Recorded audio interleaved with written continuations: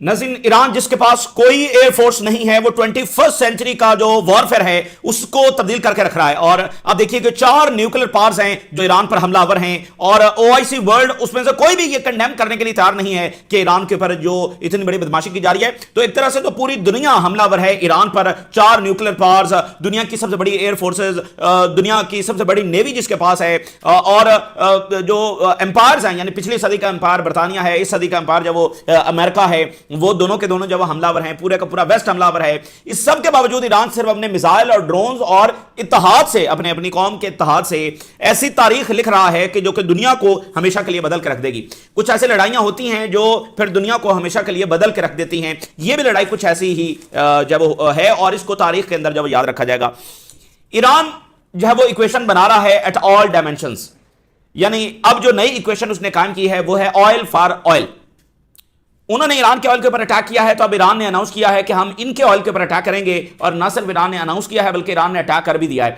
Iran ने Haifa में जो रिफाइनरीज हैं, जो सबसे बड़ी रिफाइनरीज हैं, उस पर अटैक्स लॉन्च किए हैं। और दूसरी तरफ मेडिटेरियन सी का महाज ईरान ने खोल दिया है, और वहां पर जो गैस फील्ड्स हैं, ये इसराइल का इंतहाई क्रिटिकल इंफ्रास्ट्रक्चर है। यहां से इसराइल की मेजर गैस जाती है और यहां से यूरोप को भी गैस जाती है। तो इस गैस ऑयल फील्ड के ऊपर ईरान ने अटैक्स लॉन्च किए हैं, और इसराइल को फौरी तौर पर ये गैस फील्ड जब वो बंद करना पड़े हैं, जिससे इसराइल के लिए जो गैस की सप्लाई है वो इस वक्त जब रुक गई है। तो ये बड़ी बड़ी गैर मामूली बात है कि ईरान इक्वेशन बना रहा है एट ऑल डायमेंशंस। वो इधर अटैक कर रहे हैं तो ईरान उनकी बेसिस को निशाना बना रहा है, यानी जिस तरह का वो हमला कर रहे हैं ईरान जवाब में उसी तरह का हमला कर रहा है। उन्होंने ईरान की लीडरशिप को निशाना बनाया है, तो ईरान उनकी लीडरशिप को जब निशाना बना रहा है। और ये ऑयल वाला मामला, और आगे चलकर आप देखेंगे कि जो इसराइल की शारग है उस पर भी ईरान पांव रखने जा रहा है आने वाले दिनों के अंदर। और वो क्या है, अजरबैजान से जो इसराइल के लिए पाइपलाइन जाती है, जिससे 40% इसराइल का ऑयल है, और गजा में भी ये सारा है। उस वक्त भी ऑयल अजरबैजान से जब आ रहा था, तो ये इसराइल की शारग समझी जाती है। अगर ये ऑयल पाइपलाइन तबाह हो जाए तो फिर आप समझें कि इसराइल की ऑयल सप्लाई जो रुक जाएगी, बहुत बुरे तरीके से मुतासर होगी। तो ये वहां से गुजरते हुए और टर्की से होते हुए ये जाती है। अच्छा, टर्की नहीं चाहता इस वक्त, टर्की चाहता है कि उसके खिलाफ इस पाइपलाइन का कुछ किया जाए, लेकिन चूंकि उसके साथ इंटरनेशनल मुआहदे जुड़े हुए हैं तो टर्की कुछ कर नहीं सकता फिलहाल। तो लेकिन ईरान तो कर सकता है ना, ईरान के लिए तब कोई रेड लाइंस नहीं है। टर्की की बेसिस अमेरिका खाली कर रहा है, अजरबैजान से इजरायली निकल रहे हैं, तो उनको अब खतरा यह है कि ईरान ये काम कर सकता है। और ईरान अगले आने वाले दिनों में कि जब मजीद मुल्क ईरान पर हमलावर हो जाते हैं तो फिर ईरान ये काम भी कर सकता है, या वो मजीद ईरान के ऑयल को निशाना बनाना जारी रखते हैं तो फिर ईरान ये काम भी कर सकता है। अच्छा, अब आप देखिए कि सूरत हाल यह है कि वेस्टर्न मीडिया जो कि दहाइयों से ईरान के खिलाफ प्रोपेगेंडा कर रहा है, जिस भी मुल्क पर हमला होता है उसमें सब मुलव्वस होते हैं। वेस्टर्न मीडिया उसमें बराबर का शरीकदार होता है, क्योंकि वो सालों तक उस मुल्क के खिलाफ जो वो प्रोपेगेंडा करता है। अब मिसाल के तौर पर देखिए, नए जो ईरान के सुप्रीम लीडर हैं उनके खिलाफ भरपूर प्रोपेगेंडा, इनकी ये जायदादें हैं, इनकी वो जायदादें हैं। ये इस्माइल हानिया के बारे में कहते थे इनकी इतनी बिलियंस ऑफ डॉलर्स की प्रॉपर्टी है। ये मडोरो के बारे में कहते थे, ये क्यूबा के सदर के बारे में भी कहते हैं।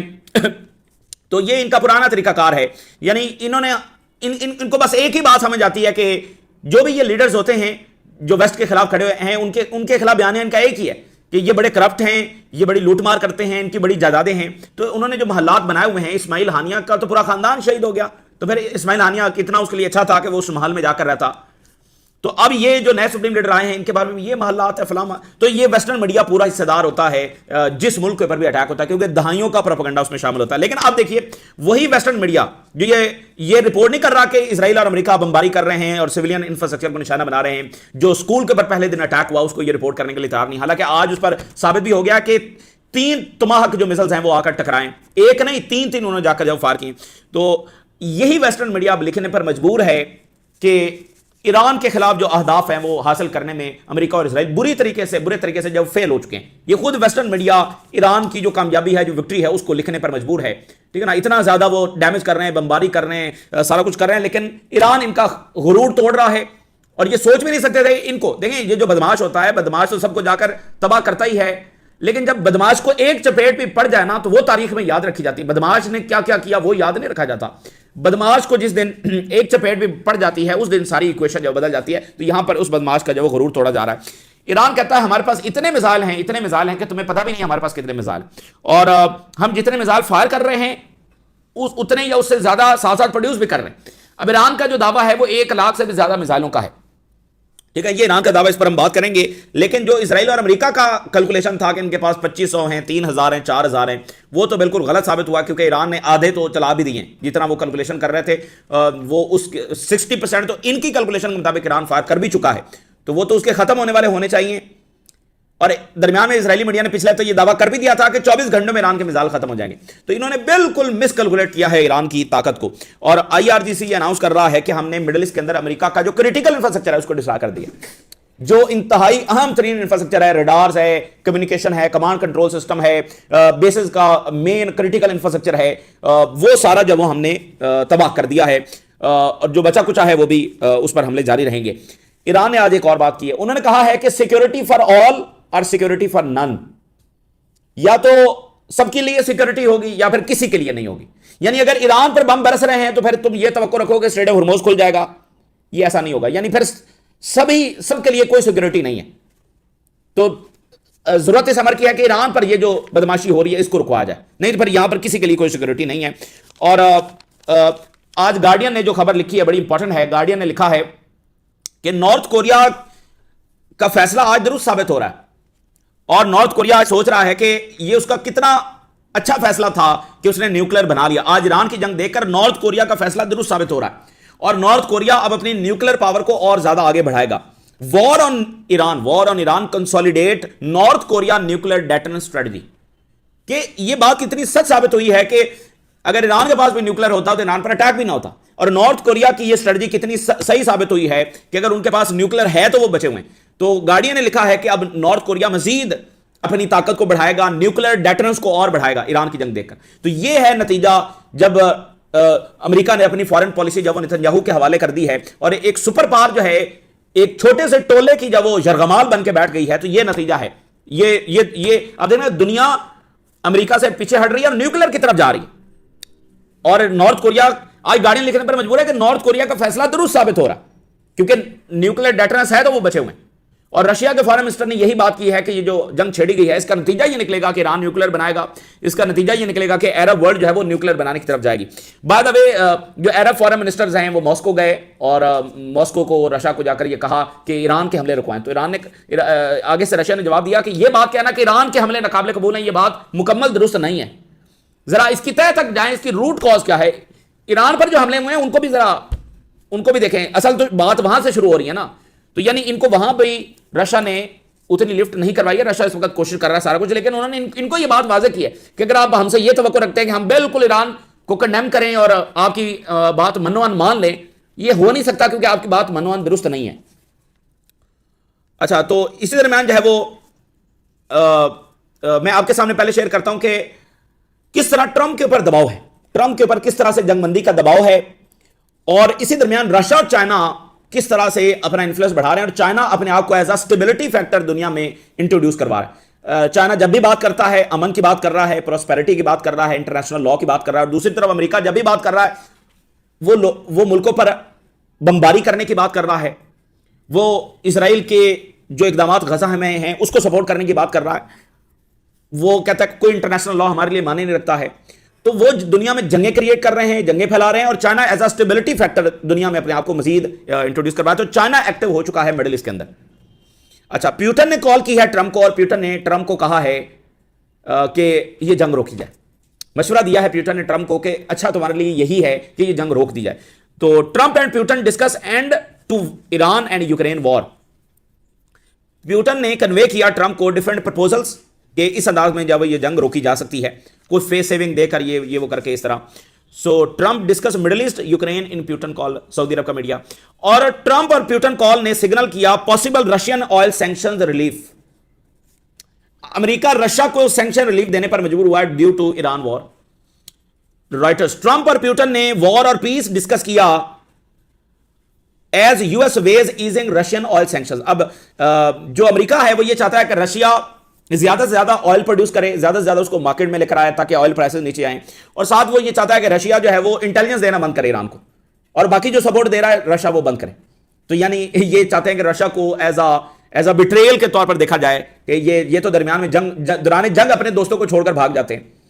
तो इनको क्या लगता है कि प्यूटन यानी कि इस वक्त ईरान को छोड़कर जब वो ईरान को छोड़कर यहां से जाएंगे जंग के दरमियान में। तो इनको अंदाजा ही नहीं है इस बात का। तो आगे से पुतिन ने कहा बेहतर यही जंग रोक ली जाए। डिफरेंट प्रपोजल्स हैं, ये फेस सेविंग है, ये कर लो वो कर लो। तो चाइना क्या बात कर रहा है? चाइना से आज ये बात सामने आई है कि हम भरपूर अंदाज में एक्टिव हो चुके हैं जंग को रुकवाने के लिए, और सूरत हाल बड़ी टेंस है मिडिल ईस्ट में, और किसी का कोई फायदा नहीं, इंक्लूडिंग अमेरिका को कोई फायदा नहीं है इस जंग से। और चाइना तमाम पार्टीज के साथ डायलॉग कर रहा है, और रीजनल सिक्योरिटी और स्टेबिलिटी को मेंटेन करना ये सबके फायदे में, पूरी दुनिया के फायदे में। तो ये चाइना का मैसेज है टू अमेरिका।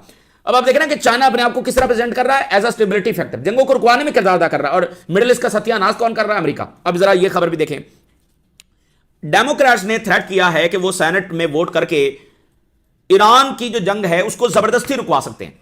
ये उन्होंने ट्रंप एडमिनिस्ट्रेशन को जब धमकी दी है, ये बात सबसे ज्यादा गैर मामूली बात है। वो किस तरह से? देखिए अमेरिका में यानी ये रिपब्लिकन्स और डेमोक्रेट्स का कोई फर्क तो नहीं है। यानी बुश आया तो उसने क्या किया, वो रिपब्लिकन था, और जब ओबामा आया तो वो डेमोक्रेट था, तो उसने क्या किया। उसके बाद ट्रंप आया, उसने क्या किया। उसके बाद बाइडन, डेमोक्रेट्स, उसने गजा में जेनोसाइड को सपोर्ट किया। तो फर्क कोई नहीं है, फॉरेन पॉलिसी अमेरिका की एक ही रहती है। और जो भी एडमिनिस्ट्रेशन आकर जो भी जंग किसी मुल्क के ऊपर मुसल्लत करती है, दूसरी पार्टी जो होती है वो उसको सपोर्ट ही करती है। जो भी इकदाम हो रहे होते हैं, फिर वेस्टर्न मीडिया और उनका यानी तमाम मीडिया जो है वो चाहे सिविलियंस के ऊपर अटैक हो रहा है, वट एवर जो भी हो रहा है, उसको मुकम्मल वो डिफेंड कर रहे होते हैं। तो ये पहली बार हो रहा है कि वो फोर्स्ड स्टॉप कह रहे हैं। यानी ये मुझे नहीं ख्याल कि लास्ट टाइम ये कब हुआ है।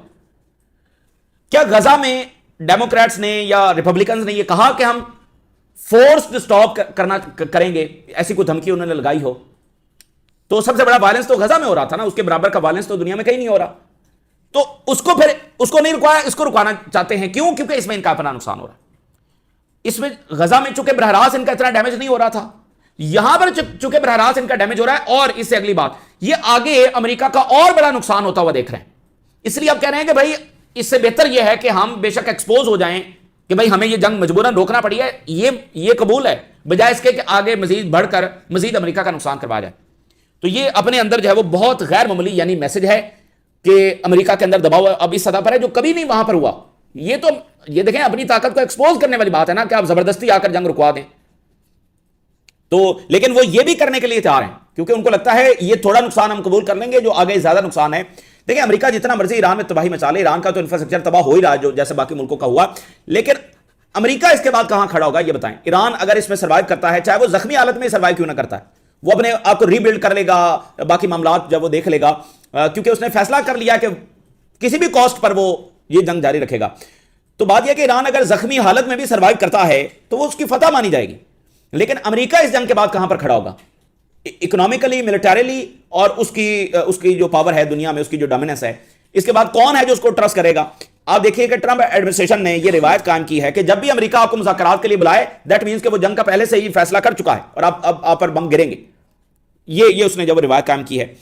अच्छा, अब आप देखिए कि साउथ कोरिया का वो एयर डिफेंस लेकर आ रहे हैं। Depleted US moves Patriot and THAAD from South Korea to West Asia. वो साउथ कोरिया जो है ऑलरेडी इतनी ट्रबल में बैठा हुआ है कि वहां से किम जोंग उन जो है वो कब बटन दबा दे, और वहां से ये थर्ड और पैट्रियट लेकर आ रहे हैं। सो ये एक ओवरस्ट्रेच जो पावर है, ये मजीद ओवरस्ट्रेच हो रही है और अपने इत्तेहादियों को और ज्यादा इनसिक्योर कर रही है। तो इसलिए साउथ कोरिया का सदर जो है वो पहले गया था चाइना, और चाइना को कह रहा है कि हमारी नॉर्थ कोरिया से सुलह करवा दें, नॉर्थ कोरिया से